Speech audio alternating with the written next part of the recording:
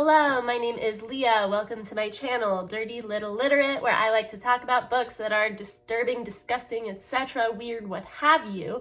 And the book that I'm going to be talking about today, I've been sitting on this one for over a year, and I thought this was gonna be one where, maybe when I'm in between a couple books that I don't love and I just need one that I know is gonna get the job done, just to have that on hand. I was very wrong in assuming that this would just obviously be a good book. So a year ago, I experienced my first ever hurricane where I live, and for days I did not have, electricity, water, and it's like, okay, I have nothing to do other than like shit in plastic bags, but I can read, right? And it just so happened I only had garbage books in my home. I think the quality of my hurricane experience was largely impacted by the quality of books that I had surrounding me. So after many garbage books that I read during this time, the first time I was able to actually go to a grocery store, I saw this one, when they're selling a book at a grocery store, it must be one that enough people like and think is worthy of picking up just while they're running their errands.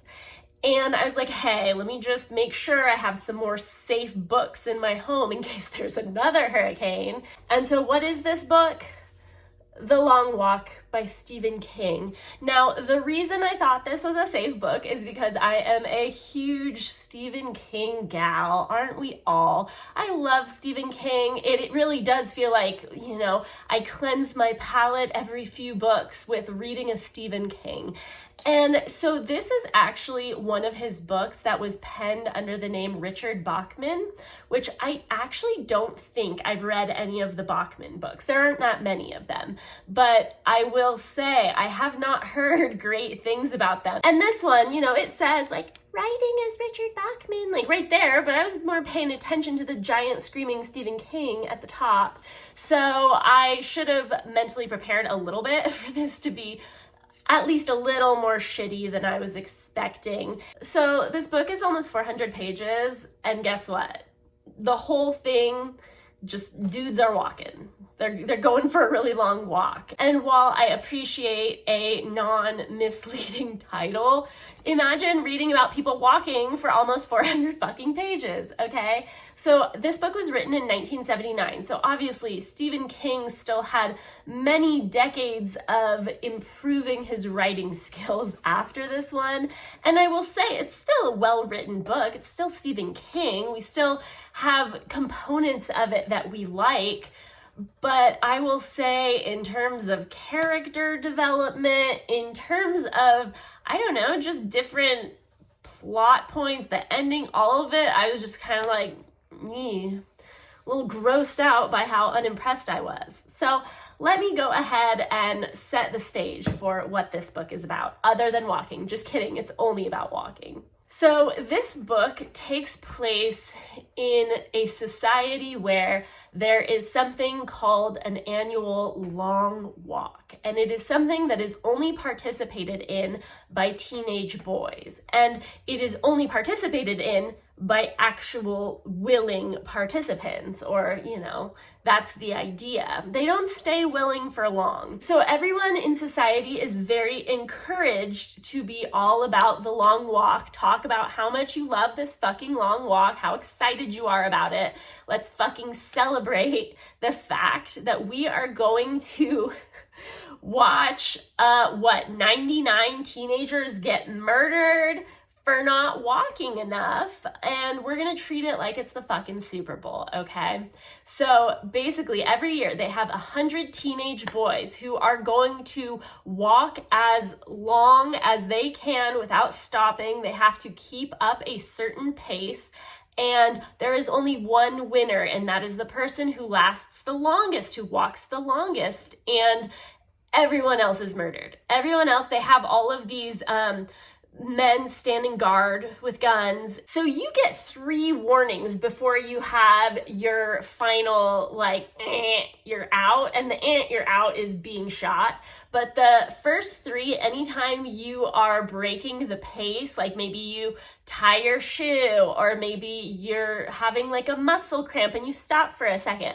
But it's not like you can stop for your muscle cramp for 10 minutes. No, it's like you stopped, and they're giving you, I don't know, not long at all before they're then like, okay, second warning. And it's like, rub that cramp out of your muscle, because by the 3rd warning, like if you're not doing that and you stay there for a few more seconds, then you're shot, you're gone.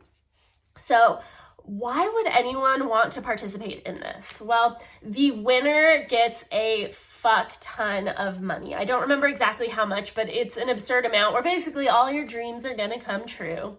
But they're doing this specifically with teenage boys, and our brain ain't fully developed yet. So we're kind of thinking, like, he even says this in the book, that, while you know that people are getting killed, you're almost mentally picturing like a gun that, like, you pull the trigger and then a little flag comes out that says bang. Like, they know, but do they really know?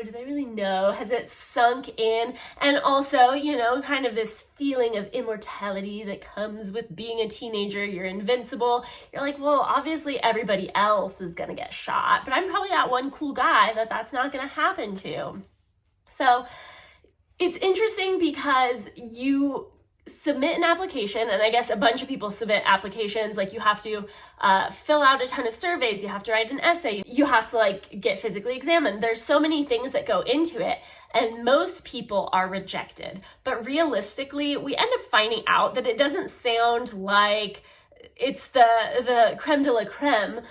In terms of the people who are selected, it seems like they're just randomly picking numbers out of a hat, whatever. But the idea being, you have 100 boys who are going to participate, but they give you a back out date. So after they tell you you've been selected, you still have, maybe a couple weeks where you can be like, hey, actually, I don't want to participate.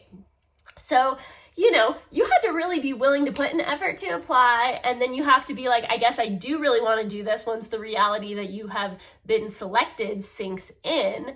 And so imagine being the family members of these boys. They're like, statistically, you're fucking dead, dude. And so all these families are in mourning. A lot of families will try to talk their sons out of this. And what's also interesting is nobody is allowed to talk shit on the long walk.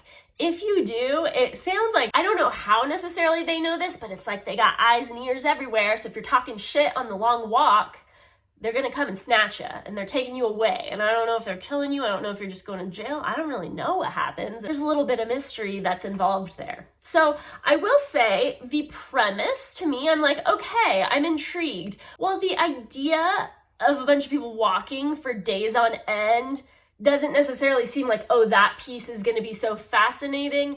I like the concept. I'm still kind of intrigued. And part of the reason I was extra intrigued is like knowing that Stephen King is going to put some honky-tonk crazy ass shit that's happening on this walk. Like, people's guts are going to be doing crazy things. There's going to be some heavy hitting moments on this walk, I presumed.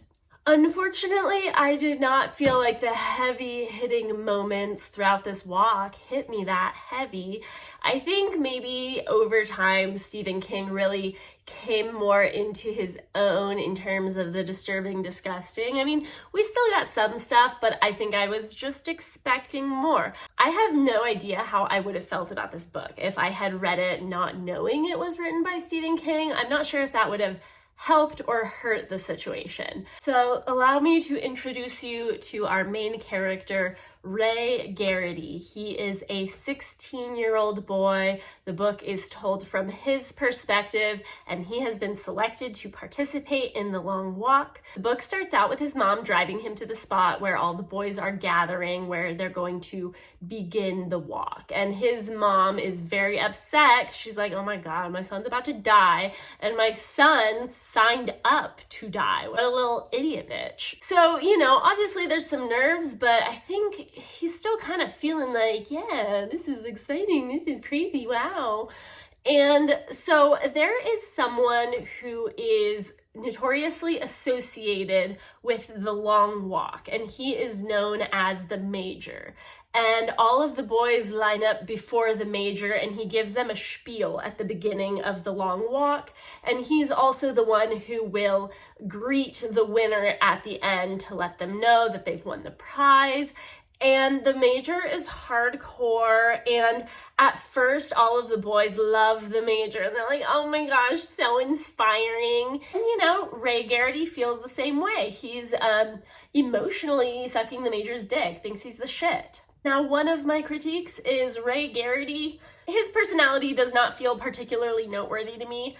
I will say, Stephen King writes so many books where there is a teenage boy as the main character, sometimes even younger, and a lot of them have very similar energy, but some of them resonate with me a whole lot more than Ray Garrity. Ray Garrity, I'm just kind of bored by him. He's very much a teenage boy. Realistically, I guess Stephen King is doing a great job, because I'm sure there's a lot of kind of ho-hum, run-of-the-mill teenage boys out there who I would not find that interesting, so maybe this is realistic. But because you're my main character, I need you to do a little more for me. I need you to spice things up just a little bit. And what was also crazy to me is, so of course, with 100 boys participating in this walk, we are not going to get to know most of the boys. He's going to introduce a handful. There's some names that you hear multiple times, but like a lot of them, I did not even bother committing to memory because they just were not interesting, and they all were just very, okay, humdrum teenage boy. You tend to remember the boys who are more of the bullies, dickheads, whatever. So like a couple of those I committed to memory, but I will say I got away reading this book without knowing who most of the characters were, and it didn't really feel like it changed all that much in terms of like the ability to enjoy the book. Like I didn't feel like I really needed to remember in order for any of it to like, I don't know, proceed. It didn't seem like I was missing anything by not having really connected with most of these characters or really remembering their existence. There are a few characters I'll mention just because they're, I guess, a little bit more important. There's McRise, Pete McRise, and he kind of ends up being Ray's best buddy throughout the walk. Their connection is kind of weird. Like, I feel like at first they can't even decide if they like each other, and eventually it starts being a situation where a couple times throughout the walk they save each other. Like maybe one of them wants to give up and starts like sitting down or whatever it is, and they'll like right before they're about to get shot, they'll swoop in and save each other. So it's like, oh, buds, that's nice. But honestly, I think Ray probably saves McFries like once, and I think McFries saves Ray like 3 times at least. So a little unevenly distributed. But one thing that is interesting to think about is the only way you can win is for everyone else to die. So it seems like it's kind of hard to want to make friends knowing that either you're going to die or they will. You're not both going to come out of it. And so simultaneously though, because this is such a horrible experience, imagine walking for like 5 days straight, no stopping.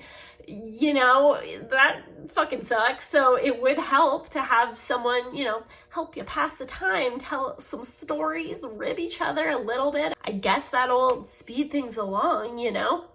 So they have this friendship. There's one boy that Ray notices right off the bat named Stebbins, and he just thinks Stebbins is weird and gross and a nerd, and he doesn't like his clothes. And Stebbins doesn't seem interested in befriending any of the guys. He's very much a lone wolf, but he also just does not seem to be fazed by a lot. So when a lot of the other boys start having a really hard time with being able to keep going, he's just like, la da da, I'm fucking fine. We also have a couple other dickheads. There's one guy named Olson. He's just kind of a gross bully. There's one guy named Barkovich, and Barkovich is like the #1 bad guy. He's just a piece of shit.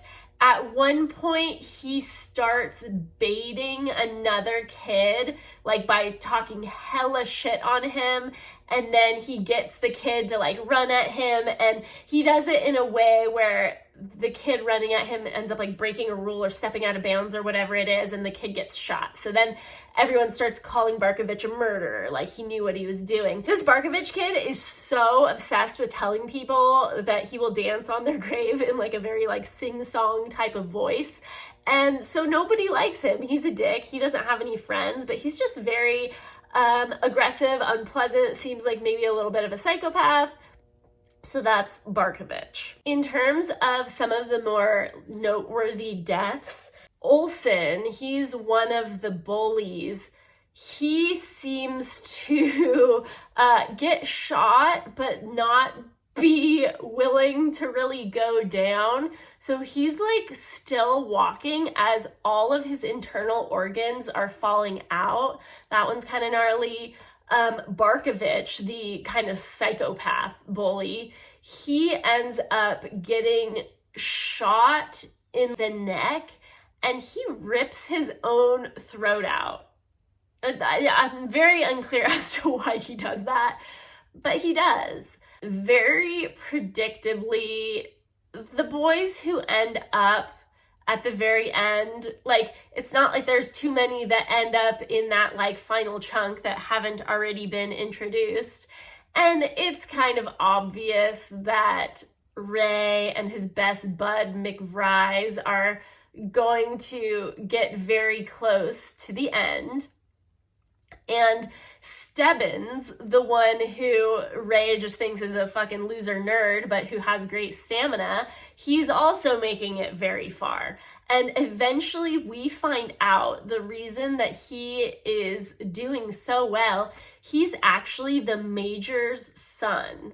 And he didn't think the Major knew this, but he's starting to realize, like, he was hoping he was going to win the whole thing and then be like, yeah, I'm your son.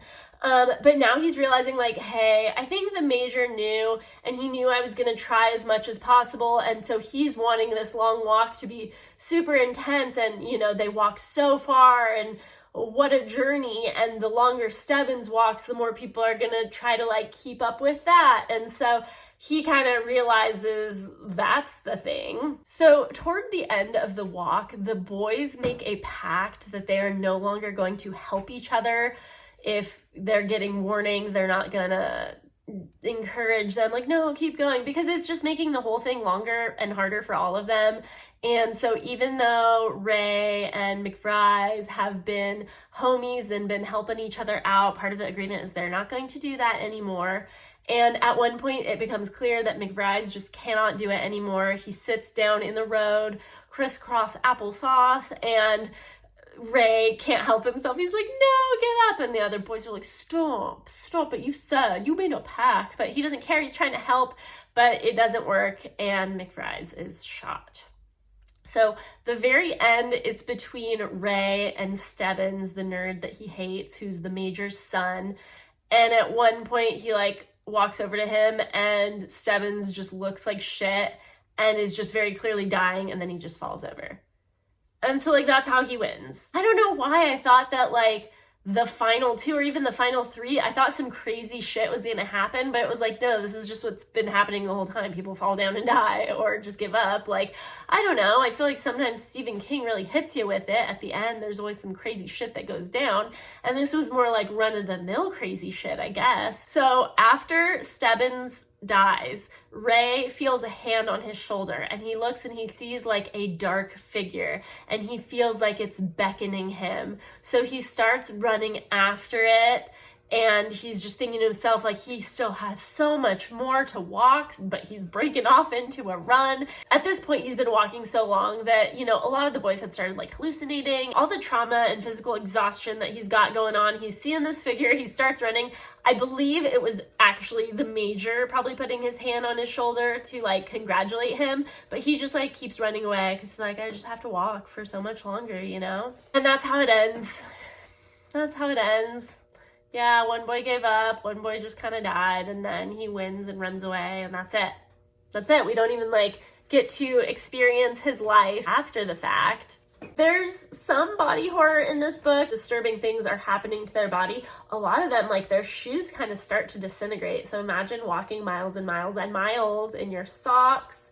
Gnarly. I just felt like this book was anticlimactic, and for you to give me almost 400 pages of this walking, like I feel like I need more going on here. Either you really need to make me feel invested in the characters, or the deaths need to be even more bizarre. I don't know. I mean, there's still, you know, some of that, but it just didn't live up to what I was hoping for. And I will say, I think there's only one Stephen King book that I liked less than this, and that was The Gunslinger. I fucking hate that book. That's the worst. Worst Stephen King book, absolutely. I generally love all his stuff. And it wasn't even that, like, I disliked it. I was just not impressed, I guess. Like, it was fine. I was fine to read it, but, like, I was never, like, really excited to read it, you know? So, yeah. That's that. There is actually, I guess, a movie that was made from this book that just came out this year, which, you know, kind of fun timing since this was written in 1979 and we are now making a movie. So I am going to check out the movie, and we'll probably say like 17 times, like, this didn't happen like that in the book. And I'm looking forward to that. But thank you so much for joining me, and hopefully I will see you next time. Bye.